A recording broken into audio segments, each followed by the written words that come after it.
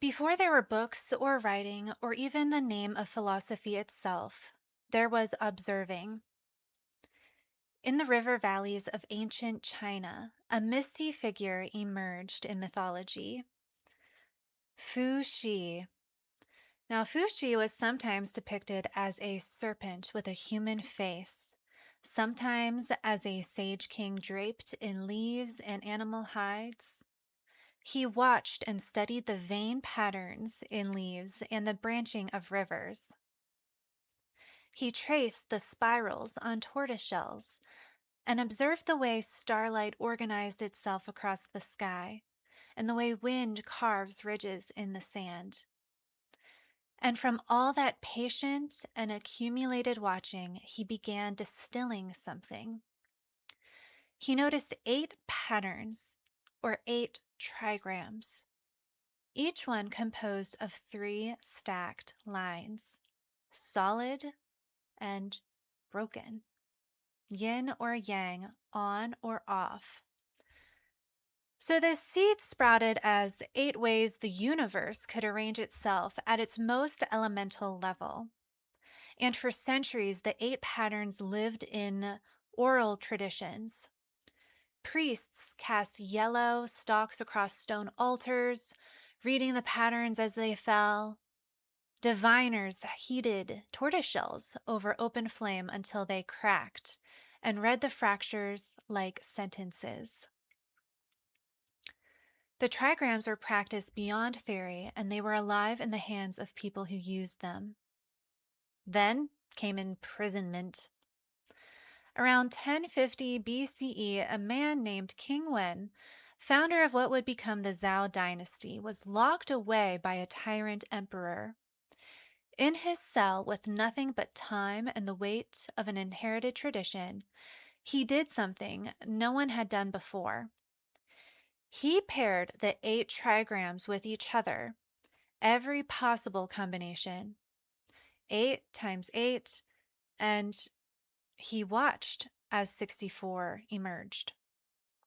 He named each one, wrote for each a judgment, a compressed oracle dense with meaning that crafted 64 archetypal situations, 64 textures of change. His son came after him, the Duke of Zhou, a poet by nature, who took each hexagram and gave it further voice, line by line of the 60 lines per hexagram, 384 individual commentaries.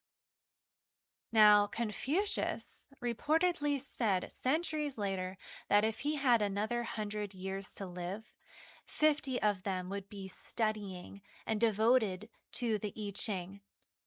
And whether or not he wrote the famous 10 Wings commentaries attributed to him, the weight of this endorsement carried the text through future dynasties, through the burning of books under Emperor Qin Shi Huang, and through the war of upheaval and continual reinvention, until it began traveling west.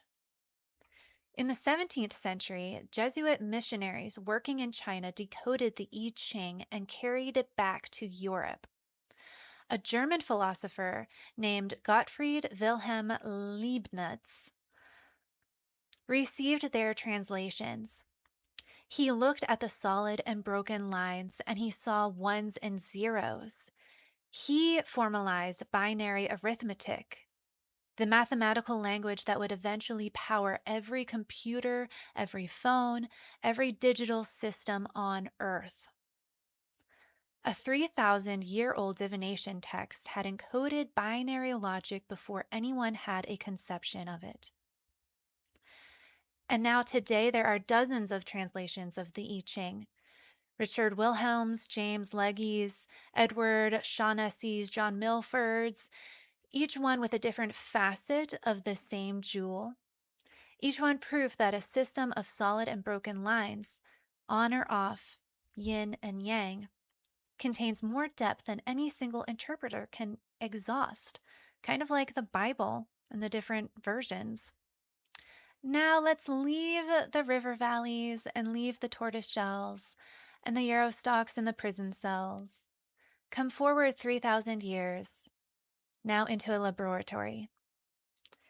In the 1960s, molecular biologists cracked the genetic code.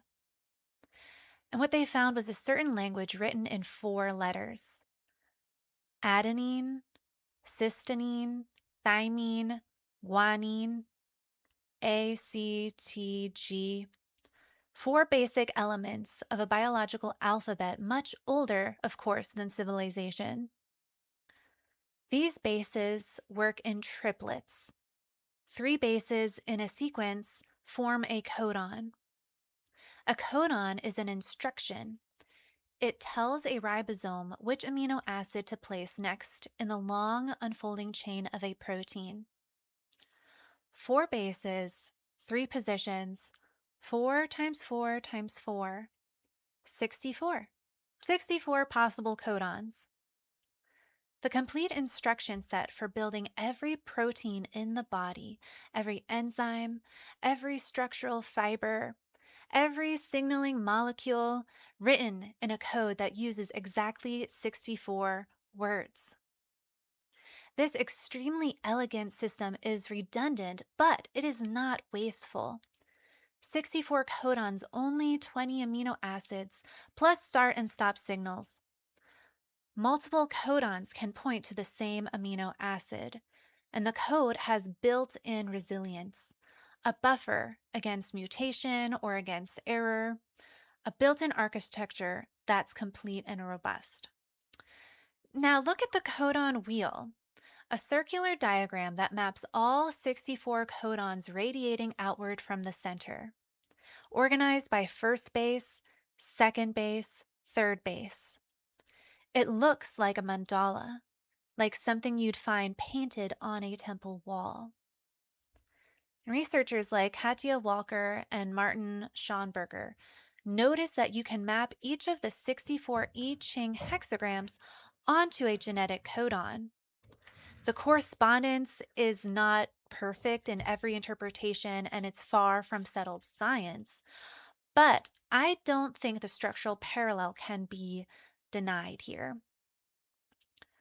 We have 2 completely independent discoveries arrive at 64 through the exhaustive enumeration of a combinatorial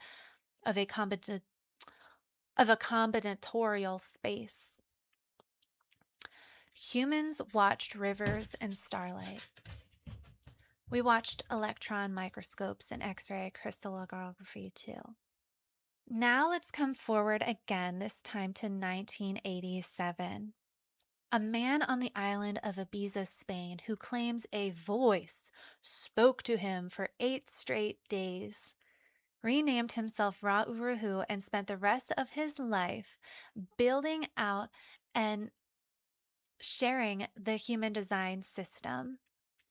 Whatever you believe about the origin of his transmission, whether it was a mystical revelation or extraordinary pattern recognition or something else entirely, what he produced was a system with a structural heartbeat, which is the bodygraph.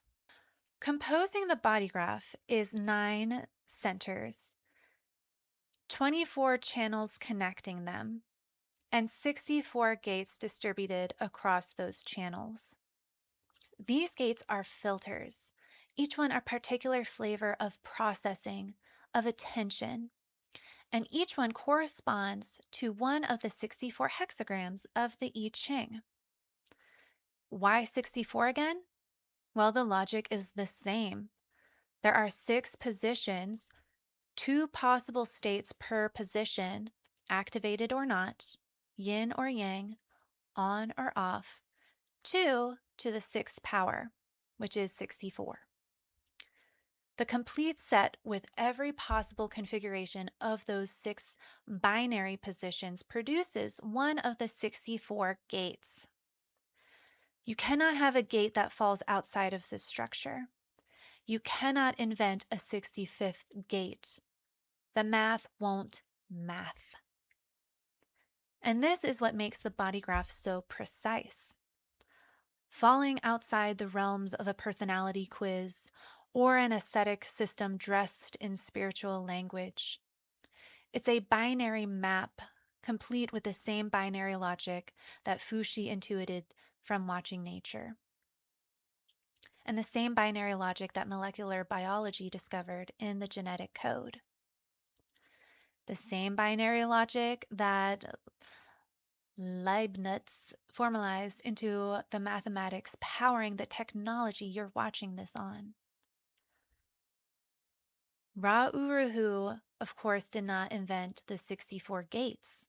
He mapped them onto the frame of individual design, onto a kind of energetic infrastructure that distinguishes one person from another. He gave them a location and a function and a relational architecture. But the gates themselves were already written into the architecture of reality long before anyone had a bodygraph to put them in. So here we are now in the present. The I Ching. Ancient Chinese philosophers watching the patterns of the natural world, distilling them across generations into 64 archetypal configurations. DNA. Molecular biologists in the 20th century discovering that life itself encodes its instructions in exactly 64 possible triplet combinations. And human design, a contemporary synthesis that places those same 64 onto the human body graph as gates, or filters through which energy, direction, and awareness flow. 3,000 years of distance between the first and the last, with no shared cultural collaboration or even methodology between them. This matters because it may tell us what the gates actually are, that they're the inevitable result of binary structure. Whenever you have a system with 6 positions and 2 possible states per position, you get 64. It doesn't matter whether the system is ancient Chinese philosophy, molecular genetics, or this contemporary map of human differentiation. This structure determines what exists. Maybe. Because as far as we know, there is no missing archetype. The binary space is fully enumerated. Why this system feels so precise when you work with it is because it's built on a mathematical foundation that nature itself uses and has the same foundation that encodes the proteins in our cells. The same foundation that ancient sages recognized in the branching of rivers and the fracture of tortoise shells. The convergence across 3 traditions, to me, is evidence that we're looking at something strongly structural and, dare I say, real. If you enjoyed this video, please be sure to like and subscribe. And if you really enjoyed it, please consider supporting my work through a gift on Throne, linked below. You can check out other videos in this series. Thanks so much for watching.